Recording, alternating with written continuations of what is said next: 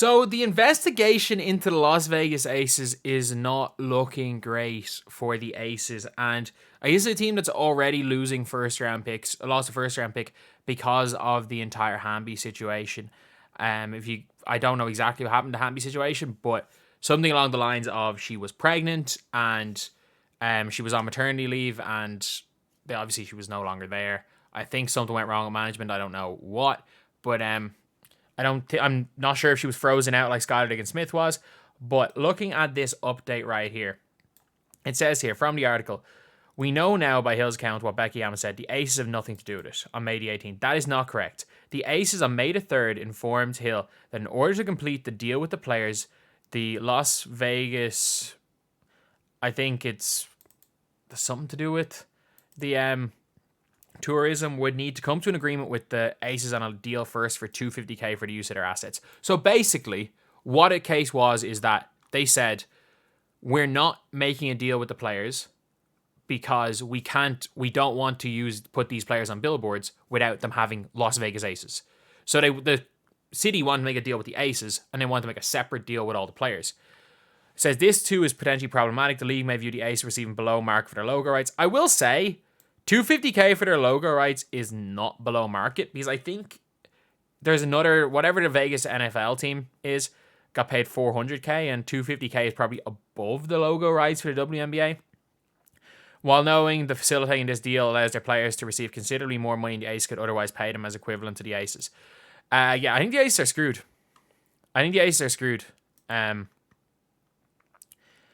It says here, they may have violated the WNBA's marketing agreement here by defining this agreement so closely to the league. Team marketing agreements designed, whatever it means, deal itself vastly sees the effect of $150,000 for $100,000 for team marketing agreements, $50,000 for time off bonuses. Each WNBA team is permitted to spend annually on team marketing agreements themselves. According to one team executives, if they determine that this is the arrangement between the teams and the players, this is going to be a problem for the Aces. The Aces are screwed. From a moral standpoint, I'm like, the Aces being under investigation is ridiculous because it is a sponsorship deal. But unfortunately, the WNBA CBA has everything in its power to make sure their players make as little money as possible. I'm not joking. Joe Tsai nearly had to sell his team for guess what? He had his own private plane, and he didn't want his team that he owned to fly commercial. So he, out of his own pocket, paid for his own private plane to fly his players to a game. And he nearly had to sell the team because of it. The CBA and the WNBA is there so that the cheapest of cheap owners don't feel like they're at an unfair advantage. And this is why, there's one of the things that I, like, as a fan of soccer as well, I hate the benefits that, like, say, the Big Six get in England versus other teams. But, like, that's just the truth of it. Like, for years, a team being based in Las Vegas is worth so much. A team being based in Miami is worth so much because you don't pay state income tax and you got to live in Miami.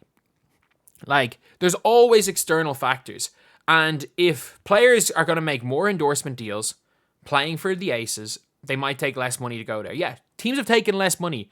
In the history of sports, players have taken less money to go certain places, especially when their contracts are as small as the WNBA contracts are. Like, rookies get paid $75,000. Like, this is basically, they're screwing the Aces over because the Aces are generating way more, by the way, than $1.2 million for the city of LA. For the city of Vegas. If I've called them the LA Aces, I do apologize. For the city of Vegas, they've generated way more than $1.2 million because there are people that might be like, oh yeah, just like we all know how much an artist having residency in Vegas does for them, how much money it costs, because anything that will keep people in Vegas is worth millions and millions and millions to the city because of the fact that they're going to gamble and they're going to lose it all. So if people are like, oh yeah, any given night, oh yeah, I'm in Vegas, let me go watch an Aces game, maybe stay an extra night in Vegas and lose some more money. It's worth so much money. It's worth way, way more money to Vegas than the $1.2 million deal. And the only reason they have this deal with the players is because they want to plaster their players' faces everywhere. And if you have a logo deal, it doesn't give you the right to use Aja Wilson in your billboard. But because they want to use the Aces players and they want to make a deal individually with the players, but also want to make a deal with the team so that they can advertise the Las Vegas Aces, but also advertise Aja Wilson, Kelsey Plum, Kate Martin, Jackie Young. It's a problem for the league. Why is it a problem for the league? Because nobody in Atlanta, there's no Atlanta tourism board that gives a damn about the dream. There's no tourism boards in Dallas that are going to be promoting the Wings over the Mavericks, whereas the Las Vegas Aces are the only team in Vegas, so they are way more marketable. They just are. Their value is more from a marketing perspective to that city than players from another city. And the WNBA CBA does everything in its power to make sure their players don't make money. But from a legal standpoint and the CBA, yeah, it appears they're breaking the CBA.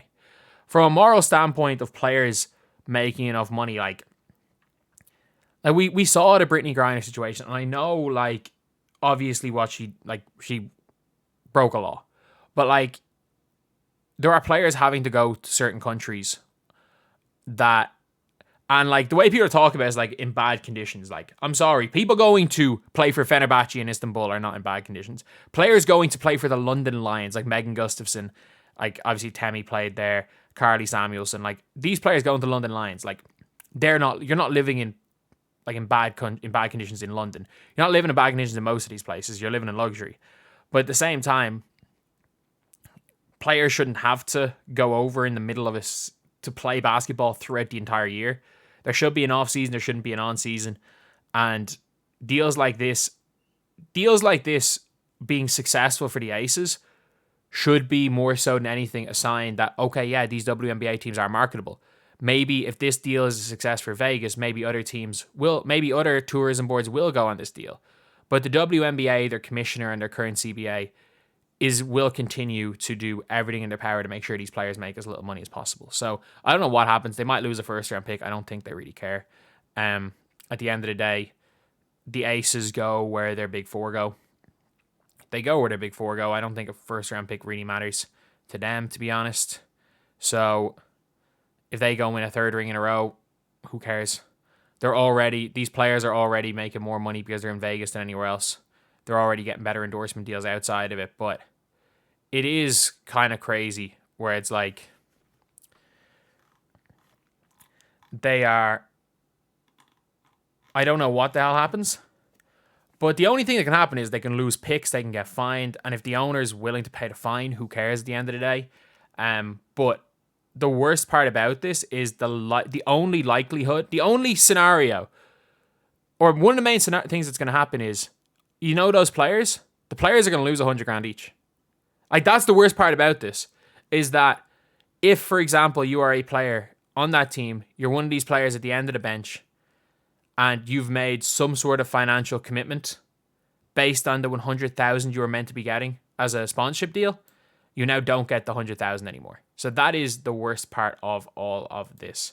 That really is the worst part, is that there is potential of some of these players, especially the bench players, because like Aja Wilson, Jackie Young, Kelsey Plum, even Kate Martin through NIL and her relevance are probably going to be fine money-wise. But some of these players aren't, and that $100,000 could be the difference between them having to go overseas for a year or not. It could be the difference between them, it could be the difference between them if they're out of the league next year, being able to put food on the table for an extra year, to be able to keep their basketball dream alive maybe for an extra year before going into a normal job.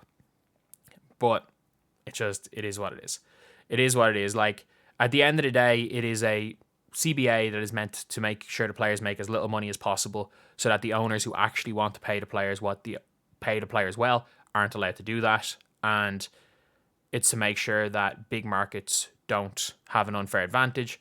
But at the end of the day, while it is true big markets have an unfair advantage, they do in every sport. And when players make as little money as WNBA players do, the fact that deals like this are able to just pay WNBA players like they're professional sports people, and it might continue to do that in the future, this being stopped does nothing but harm the sport of basketball. It does. Like, it does not do anything good for the sport of basketball. It just helps the cheap WNBA owners at the expense of some of the players for the Aces. So anyway, yeah, that is the video. And obviously we're on the road to 10K. If you guys enjoy the content, subscribe.